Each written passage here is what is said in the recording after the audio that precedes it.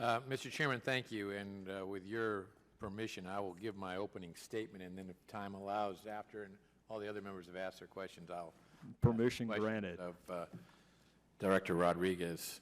So, Director, your appearance before this subcommittee comes at a time when Americans are feeling increased concern about the security of our nation, and in particular about the way U.S. immigration policy is being exploited by those who wish to harm this country's citizens. Quite frankly, Americans do not believe that their interests are being put front and center when it comes to decisions about whether or not to issue an immigration benefit to a foreign national. And your agency has the responsibility to show a commitment to reversing that belief. Today, I hope you can convince us that the USCIS is in fact putting American interests first. But I'm dubious given recent events, immigration benefits data, decisions by your agency, and even your own written testimony. At the beginning of your testimony, you give the slightest nod to, quote, safety and security, end quote, one small part of a sentence, in fact, and then launch into an unabashed commitment to your top priority of implementing the President's executive actions on immigration. As you know, I and many Americans believe that such executive action is unconstitutional. It's a usurpation of Congress's plenary power over immigration law and policy. And despite the outcry to that effect, your agency continues to approve deferred action for childhood arrivals applications with a denial rate of only 6.5% out of nearly 700,000 approvals. But there are many other reasons that my constituents and I do not have confidence in the USCIS.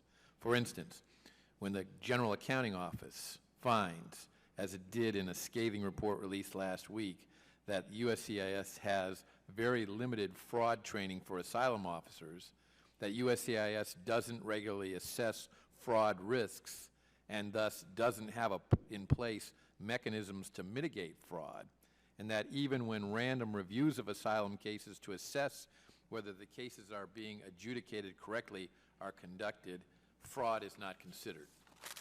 The fact that the USCIS approved for a K visa a radicalized Islamic extremist who went on to murder 14 Americans and injure many more does not exactly instill confidence in the work that the USCIS is doing.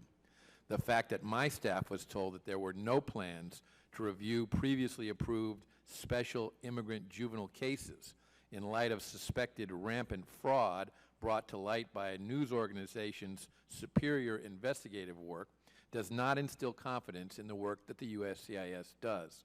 The fact that USCIS issues policy memos determining that individuals initially classified as unaccompanied alien minors can continue to pursue UAM status despite the fact that they subsequently live with their parents doesn't instill confidence. The fact that despite valid concerns about the vetting of refugees raised by members of Congress, the American people, and even the Federal Bureau of Investigation and intelligence officials within the administration, USCIS simply tells us not to worry, the vetting process is good enough, doesn't instill confidence. The fact that the USCIS keeps abusing what is supposed to be its limited discretionary parole authority to create new classes of foreign nationals eligible for parole in the United States, despite Congress's unwillingness to do so, doesn't instill confidence. The fact that there continues to be a seeming rubber stamping of credible fear claims for the record high number of individuals surging across the southwest border doesn't instill confidence. And the fact that sources tell us that USCIS is considering making it easier for individuals with DUI convictions to get DACA doesn't instill confidence. The American people are not impressed with paying lip service to security and anti-fraud measures in written testimony to Congress. They deserve action ensuring their safety and security.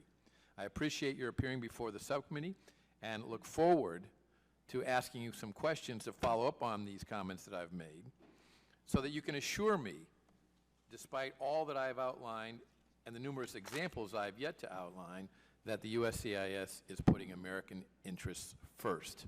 I yield back, Mr. Chairman. Gentleman from